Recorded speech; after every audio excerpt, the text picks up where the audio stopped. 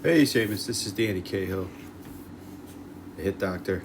And thank you so much for the video. I'm here to help you over the long term create a swing that will be adjustable, quick, efficient, all the things you need to hit at a high level. All right. Today, the analysis is for pointing out some things that we can work on right away. All right, and then I'm going to follow up with an email that will include this video along with some corrective exercises, some explanations about what the back chain is and why it's important to be in sequence, how to get in sequence, how to create stretch so that you can fire on an instant. I want you to start thinking of things like loading a bow or pulling back a bow and then releasing the arrow. Pulling back a slingshot, letting it go. Those types of feelings are what we try to create in my style of hitting, which is the stretch and fire or catch and release. It works better than when you try to use your arms and chest, which is the front chain. The quads, that's the front chain. And you try to muscle up and power the swing with your arms. It's a long, slower swing that doesn't have as much power and quickness. When you get into the back chain, that is the hamstrings, glute, lats, scap area muscles, middle and lower traps in the middle of your back. And it just works a lot better when the caboose is driving. That's what I like to say. So here we go. All right. First thing is that when you load, you do a pretty good job of turning your back pocket to the pitcher. The rear back pocket is the one I'm talking about. Turning the front pocket in and turning the front knee in, or bringing it back to the back knee, is a good move. I like this position that you're in right here. Okay, this isn't bad at all. Just keep in mind that the pitcher is out here, and when you're on the tee looking down, you can actually move your shoulder down and in much further, and you don't want to get too far down and in, because once this gets loaded, this area here, it's going to want to unload and it's going to pull you back in this direction, which is not good. All right, so just keep that in mind when you're looking out towards the pitcher in this direction. Then you can't turn as much in this direction. So that's just something to keep in mind. But this position is good. Okay. Now as you move out, you notice how you take your arms and you push them back right there?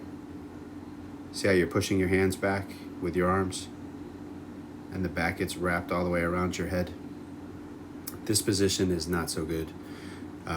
You have too much tension in your arm here. You've pushed your hands away from your body there. And you've done exactly what I said with this shoulder. You've activated it or loaded it. So now you're loaded in the front side. Your bat is wrapped all the way around your head.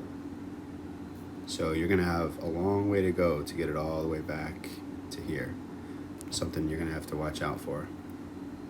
All right, I'll show you how.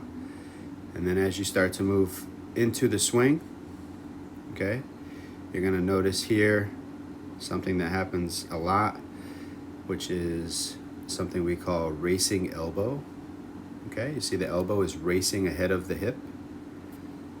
All right, that's going to cause the barrel to fall down this direction, and then you're going to have to drag it through to get up to the plane of the pitch. And that takes too long when you're facing high level pitching. Okay, so I'm going to teach you how to keep this elbow back here and keep more space between your arms. And that'll give you a stronger, quicker, more controlled turn. Okay. Then when you finish, or after you hit the ball, this position is okay. Just your hands should be up a little bit higher.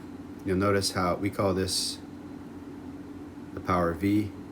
You'll notice how it's facing down.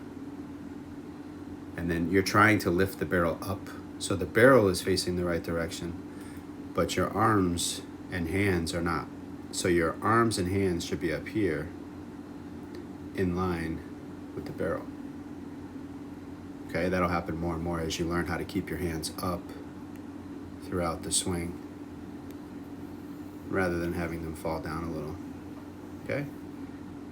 And then you notice that little spin out at the ends right there?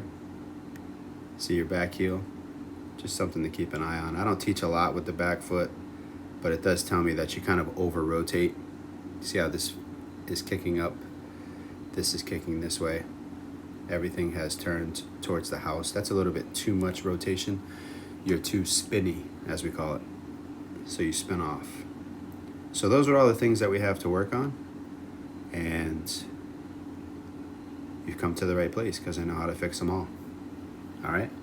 You just swing hard, do the drills I give you, do the exercises I give you. When I see you in person, it's more about just hitting live. It's not going to be a lot of personal one-on-one instruction while we're in person with a group. This is where all the value is. Sharing videos back and forth, exchanging emails. Have your parents text me with questions. You can text me with questions. I'll answer them. And that's how we get you better, even though I'm not there in person. Okay, bud? I'll see you soon.